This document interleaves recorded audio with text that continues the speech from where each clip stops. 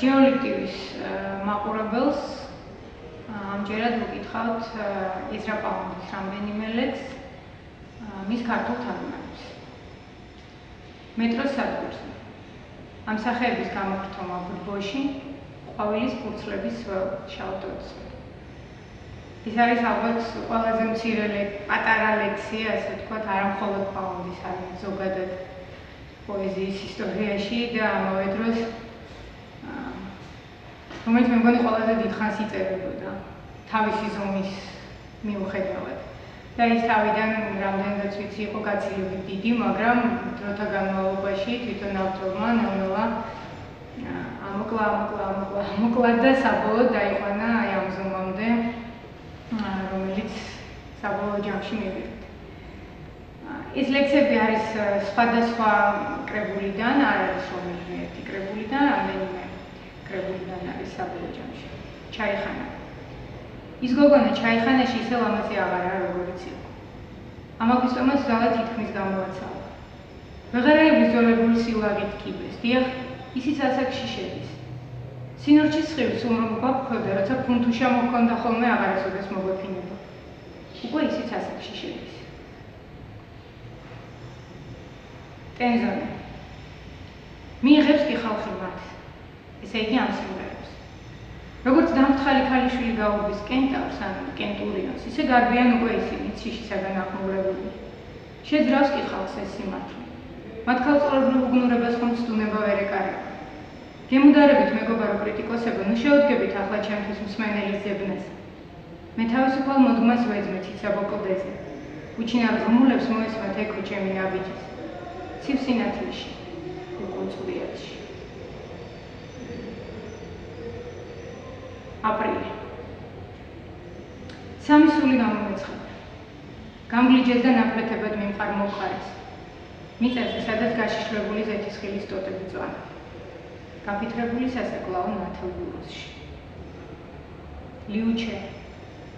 აღარ შრიალებს აბრეშუმი. ეზოში მტვერი დაეხეტება. ფეხის მაც კი არის მის არსად. და ფოთლები ქარმა გროვებად რომ მიხვედა წვანა მოძრავ. დამოთქვეშა არის ვინც გულს მუდამ სიხარული თავსებდა ხოლმე. ზღურბსაკრული სველი ფოთლები. ალბამ. ისეთი გრილი როგორც შოშანას ფერმიხტილი სველი ფოთლები. ის გარიჟრაზე ჩემს გვერდით იწვა. მანსარდა. მოდი შევიბრალოთ ის ვინც ჩვენზე შეძლებულია. მოდი ჩემო მეგობარო და გახსოვდეთ რომ დიდარს ყავს ლაქიები და არა მეგობრები. და ჩვენ ყავს მეგობრები და არა ლაქიები. მოდი შევიბრალოთ დაოჯახებულები და მარტოხილები. მოოქრული როგორც პავლოვა ფეხის წვერებზე განთიადი ისე შემოდის. და მეც ახლოს ვარ ჩემს საწადელთან. არაფერია ცხოვრებაში იმაზე მეტი, ვიდრე ის ერთი გამჭვირვალედ გრილი საათი. საათი, როცა ვეგვეძებთ ერთად. მოულოდნელი შეხვედრა. ვიდრე ისინი ახალ მორალს განიხილავდნენ, მისი თვალები მე მიყურებდა. და როცა უკვე წასასვლელად წამოვიმართე, იაპონური ხელსახოცის ქაღალდს გავდა მისი თითები. პასტორალი, მაისის უმწვანესი აყვავება. ახალგაზრდა ქალს ჩემს პირდაპირ ისე ლამაზი ხელები აქვს, რომ მონუსხული მივჩერები ვარ, ვიდრე ის ზის, დეკოლეტით და თმას ივარცხვის. და ამ სურათის შემხედვარი სულ არ მცხვენია. სიშიშვლე მისი დახვეწილი ხელის, თითების, ოდნავადაც კი არ მაცხვენებს. მაგრამ უფალო დამიფარე უფრო მეტი ნაცნობობისგან. მისი ხარხარი გულს უხეთქავს ქუჩის მტვირთავსაც და იქ ვეჩერში კატაკუტება შანტიკისაგან. ფრანჩესკა. შენ გამოხედი ბნელი ღამიდან და ყვავილები დაიჭირა ხელში. ახლა გამოხვალ არაულ ბრბოდა, გამოხვალ შენზე ატეხილი მითქმა მოთქმიდან. მე ვინც გიხილე პირველად ხმულ საგანთა შორის ბრაზი მიმყრობდა, როცა შენ სახელს ჩვეულებრივ ადგილებში იხსენიებდნენ. ჩემი გონება რომ ცივ ტალღებს გადაელეკათ და სამყაროს გამომშრალება ისე როგორც მკვდარი ფოთოლი, ისე როგორც ბაბუა წვერა და ჰაერში გაფანტულიყო, იქნებ კვლავაც მეპოვე მაშინ მარტო.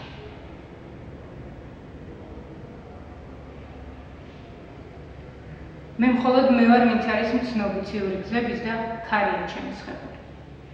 მე სიცოცხლის ცანი ქალღმერთი. მე მხოლოდ მე ვინც დავფრინავ მერცხლებთან ერთად.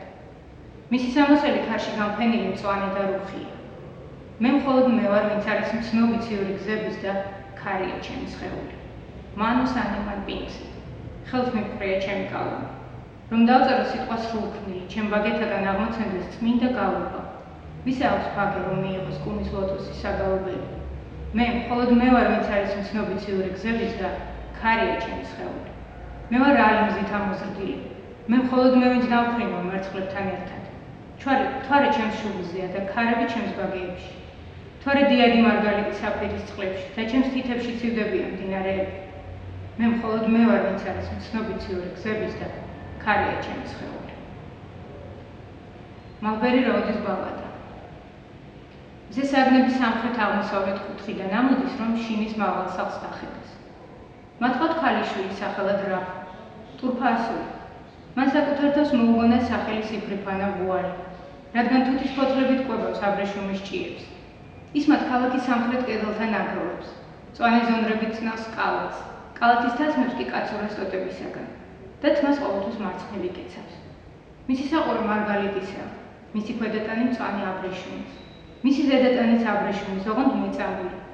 და როცა კაცები გზად მიმავალ მიხედავენ რაფუს, მხრებიდან სიმძიმე სიხსნიან, დგანან და უაშებს იგრახენ.